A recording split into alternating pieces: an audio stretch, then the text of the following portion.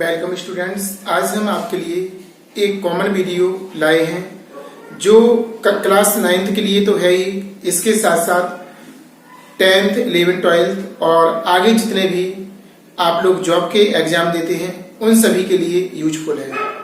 ये समझिए कि बीजगणित का सबसे इम्पोर्टेंट टॉपिक है बहुपद, या इसी को कहते हैं व्यंजक। शुरुआत इसी से होती है। बीजगणित की बात करें तो शुरुआत आपकी बहुपद से या व्यंजक, जो कि इसका व्यंजक भी नाम है और बहुपद भी है। बात आती है कि क्या है ये, सबसे पहले तो कैसा होता है। तो जो बहुपद होता है ये चर और अचर की सहायता से बनता है, चर और अचर की सहायता से। अब बात आती है चर क्या होता। चर और अचर, चर का अर्थ होता या परिभाषा है जिसका मान बदल जाता है। जिसका मान क्या होता है, बदल जाता है, उसे चर कहते हैं। और अचर, अचर कहलाता है जिसका मान कभी नहीं बदलता है। जिसका मान कभी नहीं बदलता है उसे अचर कहते हैं, और जिसका मान बदल जाता है उसे क्या कहते हैं, चर। चर का अर्थ यहां पर होता है, या मान सकते हैं ABCD के जो अक्षर होते हैं ABC से लेकर Z तक, A से लेकर आपका Z तक जो अक्षर होता है उन्हें कहते हैं हम चर। क्या कहते हैं, चर। और अचर क्या कहलाता, जिनका मान नहीं बदलता है। जिनका मान नहीं बदलता है उन्हें क्या कहते हैं, अचर कहते हैं। क्या कहते हैं, अचर। क्या कहते हैं, अचर। ठीक है ना, उन्हें क्या कहते हैं, अचर। अचर में हम खासतौर से जो नंबर होते हैं अपना 1, 2, 3, 4 से लेकर अनंत तक, इन सभी को कहते हैं अचर। तो चर और अचर दोनों अगर मिल जाएं और हमारी जो गणितीय संक्रियाएं हैं जोड़ घटाना गुणा भाग की, उनके संयोग से जो प्राप्त होता है उसे कहते हैं बहुपद या व्यंजक। कैसे, जैसे कि चर आपका 5 है, अचर आपका x है, तो इन दोनों को मिला दिया तो क्या हो गया 5x, तो ये आपका हो जाएगा बहुपद। और भी 3x minus 4y equal to, या ऐसा ही रहेगा, केवल व्यंजक की बात कर रहे हो तो बराबर का चिन्ह नहीं आएगा इसमें, 3x माइनस 4y, तो ये आपका क्या हो गया, बहुपद। x square minus 4x plus 8, ये आपका हो गया बहुपद। तो देखो इसमें आपका, तो इस प्रकार हम कह सकते हैं कि चर और अचर और जो गणितीय संक्रियाएं होती हैं जोड़ घटाना गुणा भाग, इन सभी का जो संयोजन होता है, संयोजन से जो प्राप्त होता है उसे कहते हैं हम बहुपद या व्यंजक। तो इस प्रकार हम काफी लिख सकते हैं। पहला टॉपिक आपका हो गया इसका इंट्रोडक्शन, परिचय, बहुपद है क्या, इसमें कौन होता है। अब नेक्स्ट टॉपिक आता है आपकी पहचान। पहचान क्या है इसकी, पहचान इसकी क्या है, तो आपको समझाएं कि इसकी पहचान आपकी केवल ध्यान रखना है ऋणोत्तर पूर्णांक। केवल 2 वर्ड याद रखना, ऋणोत्तर पूर्णांक। ऋणोत्तर पूर्णांक, क्या ध्यान रखना है, ऋणोत्तर पूर्णांक। इसका अर्थ क्या है, तो आपको बता दें, जो बहुपद है, बहुपद की घात, क्या बहुपद की घात को देखना है आपको। दो स्टेटमेंट नहीं होना चाहिए, ऋणोत्तर, ऋणोत्तर माने ऋण, ऋण नहीं, और पूर्णांक,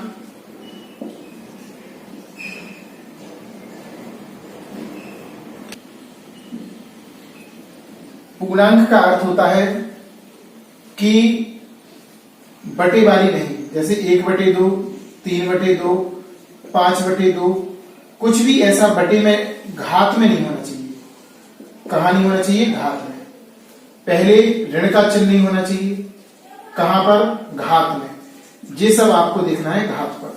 और पूर्णांक होना चाहिए आपका बटे वाला नहीं होना चाहिए। कैसा नहीं होना चाहिए? बटे वाला। तो इस प्रकार आपको दो चीजें देखना है घातों पर। एक तो ऋण की नहीं होना चाहिए और एक आपकी बटे की नहीं होना चाहिए। किसकी नहीं होना चाहिए? बटे की। चूंकि इससे पहले हमने एक वीडियो आपको डाली थी, करनी वाली कॉमन वीडियो थी सभी विद्यार्थियों के लिए। उसमें हमने करनी के बारे में बताया था कि करनी जो होती है वो हमें बटे वाली घात बताती है। कैसी बताती है? मैंने काफी अच्छे से आपको व्याख्या की थी घातांक की। घातांक और करनी दोनों उसमें मिक्स थे। तो करनी जब भी लगी हो तो इसका अर्थ होता है बटे वाली घात, यानी कि करनी वाला भी बहुपद नहीं होगा आपका। तो सीधे सीधे आपको ध्यान रखना कि ऋण की घात नहीं होना चाहिए एक्स पर। कैसे? एग्जाम्पल के तौर पर बताएं। x की पावर -1, x की पावर -3, ऐसी ऋण की नहीं होना चाहिए घात। और x की बटे में भी नहीं होना चाहिए, क्योंकि ये जैसे x² लिखा आपका, तो इसका अर्थ है x की पावर -2। जब ऊपर जाएगा तो माइनस हो जाएगा, तो x बटे में भी नहीं होना चाहिए। जी घातांक के अकॉर्डिंग है। अब अपूर्ण जे 1/2, जैसे कि हमने लिख दिया √x, तो इसका मतलब है x की पावर 1/2। तो ये बटे वाली घात भी नहीं होना चाहिए। हल करने के बाद आपको मात्र किसे देखना है? चर को देखना है। किसे देखना है? अचर पे तो लगा हो चल जाएगा, कोई दिक्कत नहीं है। जैसे कि √5x + 7 लिखा, तो इससे अपन को मतलब नहीं है। अपन को मतलब किससे है? इससे। इस पे नहीं है, यानी कि जी वाला आपका बहुपद है। जी वाला देखो इस पे नहीं है, देखो इस पे तो है लेकिन इस पे नहीं है। आपको केवल देखना है चर पे। किस पे देखना है? चर, ओनली चर। अचर पे हो अपन को उससे कोई मतलब नहीं है, अचर को नहीं देखना है, आपको देखना है केवल चर। जैसे कि 7 - 5 √x + के x²। तो यहां पर x पे देखो ना तो ऋण का है ना बटे का, लेकिन यहां पर इसे सॉल्व करेंगे 1/2 आ जाएगा x²। तो यहां पर बटे वाली घात हो गई, अतः ये बहुपद नहीं है। भाषा क्या लिखेंगे? भाषा में आपको शब्द लिखना है कि घात ऋणोत्तर पूर्णांक नहीं है, अतः बहुपद नहीं है। अगर बटे वाला आ जाए तो कह देंगे ऋणोत्तर पूर्णांक नहीं है। ऋणोत्तर का अर्थ क्या होता? ऋण का और पूर्णांक। ऋण का नहीं हो, ऋणोत्तर मान ऋण का नहीं हो और पूर्णांक हो। ऋण का नहीं हो और पूर्णांक हो तो उसे बहुपद कहते हैं। अगर पूर्णांक नहीं होगा, ऋण का होगा, तो वो बहुपद व्यंजक नहीं होगा। घबराना नहीं है ज्यादा। देखो यहां पर थोड़ा घबराहट हो रही होगी आपको, एक बार पुनः एग्जाम्पल के थ्रू हम आपको समझा देते हैं। जैसे कि 5x + 7 √x + 9, तो घात देखना है आपको। इसके ऊपर कुछ नहीं लगा तो 1, इसे हम सॉल्व करेंगे। 5x + 7x की पावर 1/2 + 9, तो यहां पर आपकी बटे वाली है। कैसी है? बटे वाली घात। तो यहां पे लिखेंगे x की घात ऋणोत्तर पूर्णांक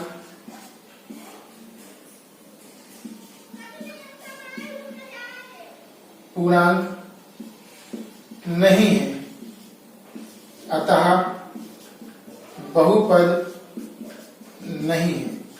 बस सीधे शब्दों में अगर ऋणोत्तर पूर्णांक हो तो हम कह देंगे बहुपद है। और भी कई आपके लिए केवल चर को देखना है। 7 √x + 9x² + 8x - 7, तो यहां पर 2 घात, यहां पर 1, लेकिन यहां पर कितनी है? 1/2। जब इसे सॉल्व करेंगे तो क्या आएगा? 1/2। अतः ये ऋणोत्तर पूर्णांक नहीं है, अतः बहुपद नहीं है। अगर लिखा हो 4x² - x + 8x की पावर 4 - 7, यहां पर 4, यहां पर 1, यहां पर 2 और इसमें x नहीं है, तो यहां पर घात 0 मान जाएगी। तो यहां पर देखो ऋण का भी नहीं है घात में और बटे का भी नहीं है, तो देखेंगे x की घात ऋणोत्तर पूर्णांक है, अतः बहुपद है।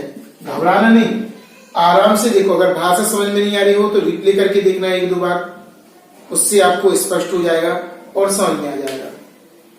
तो यहां पर पहचानने का हमने आपको बताया है, इस तरह से आपको पहचानना है।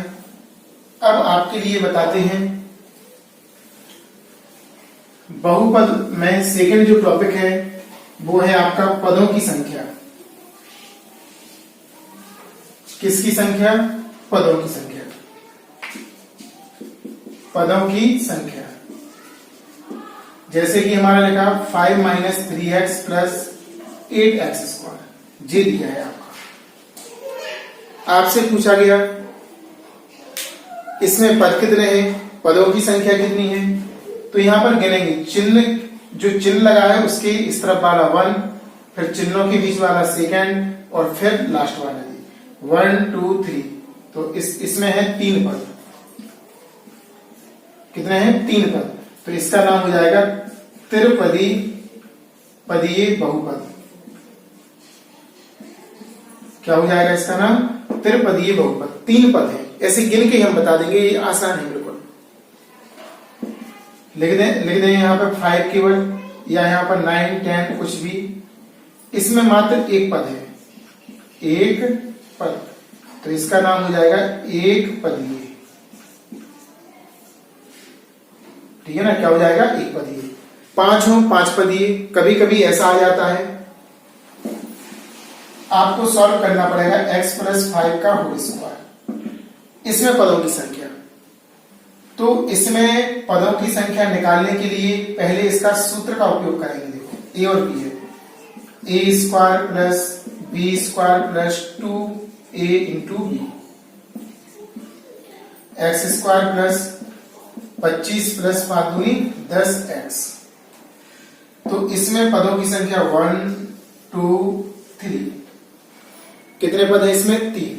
लेकिन वास्तव में अगर हम इसे हल नहीं करते तो हमें कितने पद दिखाई दे रहे थे इसमें? 2। कितने दे रहे थे? 2, जो कि हमारा आंसर गलत हो जाता है। तो अगर सूत्र लग रहा हो सूत्र लगाएंगे, गुणा हो रहा हो गुणा करेंगे, भाग हो रहा हो भाग, यानी कि जो गणित की क्रियाएं हैं अगर उनमें से कोई लग रही हो तो पहले उससे सॉल्व करेंगे, फिर उसमें पद बताएंगे।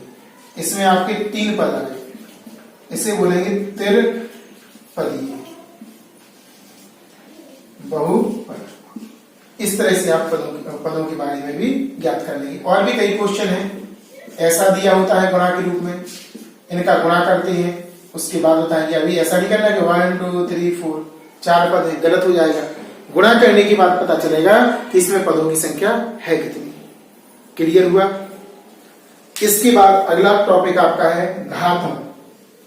घातों को पहचानना। किसको पहचानना? घातों को। कैसे पहचानते हैं समझना जरा ध्यान से।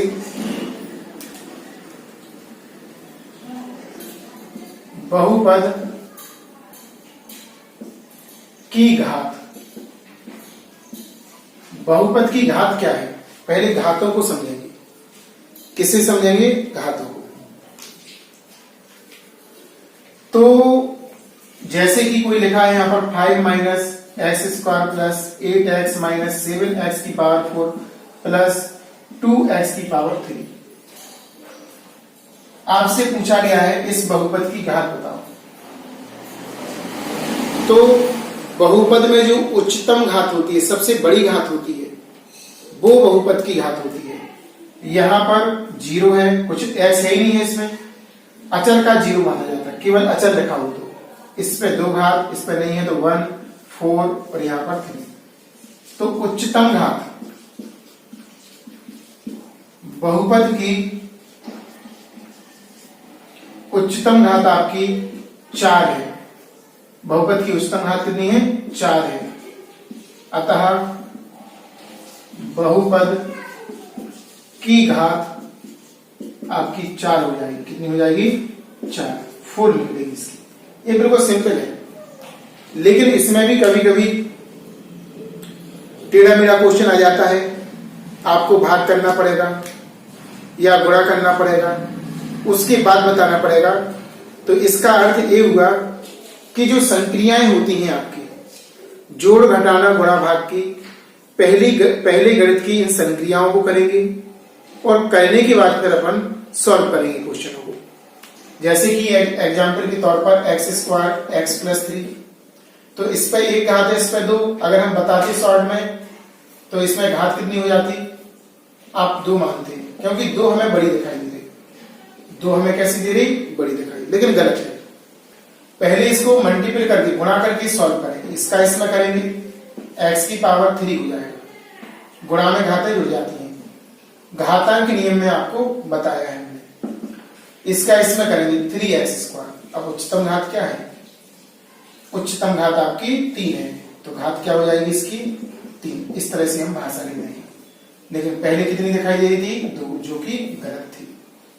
तो हमारे कहने का मतलब केवल एक ही है कि अगर क्वेश्चन सॉल्व हो रहा हो तो उसे सॉल्व करेंगे, अन्यथा बगैर सॉल्व करे किए हुए कर दोगे तो आपका गलत हो जाएगा और आपको कभी समझ में नहीं आएगा।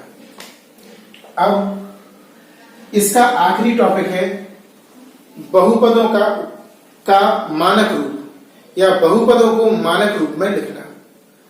तो मानक रूप यहां पर 2 प्रकार से बताया गया है, अवरोही क्रम और आरोही क्रम, ठीक है ना, अवरोही क्रम और आरोही क्रम। मानक रूप, अवरोही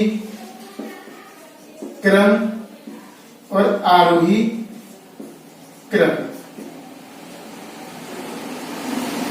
देखो इस तरह से समझते हैं, कभी कभी बच्चे भूल जाते हैं, तो इसको ध्यान रखना। इसमें देखो 3 अक्षर हैं और इसमें 4 अक्षर हैं, तो इसका अर्थ है बड़े से छोटा, और इसमें 3 है तो छोटे से बड़ा, यानी कि अधिक से कम की ओर और कम से ज्यादा की ओर। बड़े से छोटा अवरोही क्रम कहलाता, छोटे से बड़ा आरोही क्रम कहलाता। तो यहां पर अपना डाउट क्लियर कर लेना जी। इससे हमने बता दिया, जिसमें ज्यादा अक्षर से ज्यादा से कम, जिसमें कम है सो कम से ज्यादा की। जैसे कि एक क्वेश्चन लिखते हैं, 4x की पावर 3 9 माइनस के 9 प्लस 8x² माइनस के 7x की पावर 4 प्लस 8x, ये दिया आपका। अब आपसे कहा है इसको मानक रूप में लिखो, मानक रूप। तो मानक रूप हम अवरोही क्रम में भी लिख सकते हैं, अवरोही क्रम, अवरोही क्रम आरोही भी लिख सकते थे, लेकिन अवरोही में अधिकतर सवाल दिए रहते हैं, सॉल्व करते हैं हम, तो उसी के अकॉर्डिंग हम कर देते हैं। तो इसमें देखेंगे सबसे बड़ी, क्योंकि देखो अवरोही का मतलब होता है बड़े से छोटा, सबसे बड़ी घात कौन सी है, 4, तो चिन्ह सहित -7x की पावर 4। इसके बाद 3 घात है, इसके आगे चिन्ह नहीं लगा तो किसका माना जाएगा, प्लस का। उसके बाद 8x की पावर 2, उसके बाद देखो इस पर कुछ नहीं है तो 1, और इस पर देखो x नहीं है तो इसमें 0 आएगी, तो इसके बाद लिखेंगे प्लस के 8x, और 0 वाली को सबसे बाद में, या जिसमें x नहीं है वो सबसे बाद में लिखा जाएगा। जी आपका हो गया अवरोही क्रम, आपको समझ में आया होगा निश्चित तौर पर। अगर आरोही क्रम की बात करें, आरोही क्रम तो 0 वाली घात वाला, फिर 1 वाला, 2 घात वाला, 3 घात वाला, और 3 घात वाला हो गया। अब 4 घात वाला, माइनस के 7x की पावर 4। देखो पहले 0 घात वाला, जिसमें x नहीं होता उसमें 0 घात होती है, 1 घात वाला, चिन्ह सहित 2 घात वाला, 3 घात वाला, और फिर 4 घात वाला सबसे बड़ा, चिन्ह माइनस का था तो माइनस लिया। ये आपका अब आरोही क्रम हो गया। जी मानक रूप या अवरोही हो गया। मानक रूप तो इसको भी बोल सकते हैं, है ना, कोई दिक्कत नहीं है। आज आपने क्या क्या सीखा वीडियो में? सबसे पहले बहुपदों को पहचानना, x पर ऋणोत्तर पूर्णांक घात होना चाहिए, यानी ऋण की नहीं हो घात और पूर्णांक हो। फिर आपने सीखा उसमें कि उसको व्यंजक को किस तरह से अपन लिखते हैं चर अचर की सहायता से। और क्या सीखा उसमें? और सीखा आपने घातों के बारे में, घातें कैसे निकालते हैं। व्यंजक में जो सबसे बड़ी घात होती है, अगर कोई क्रिया हो रही हो जोड़ने घटाने गुणा की या भाग की, तो पहले क्रिया करेंगे, उसके बाद आप पदों की संख्या या घातों को बताएंगे। और लास्ट में आपको समझाया हमने मानक रूप बहुपद का, या आपको बताया आरोही और अवरोही क्रम, आरोही और अवरोही। तो इतने टॉपिक आपको कंप्लीट करना है। इसके बाद हम न्यू टॉपिक आपको पुनः लाएंगे। तब तक के लिए इसको अच्छे से तैयार कीजिए, नोटबुक पर नोट कर लीजिए, और बुक्स अगर हो तो बुक्स में से देखकर आप लोग सॉल्व कर सकते हैं। जो वीडियो है आपकी, इसको 2-3 बार प्ले करके देखिए ताकि आपके डाउट क्लियर हो, और हमारे साथ रेगुलर बने रहिए यूट्यूब पर ऑनलाइन, ताकि आपको अच्छे से अच्छा समझ में आए और मैथमेटिक्स की तैयारी अच्छी हो सके।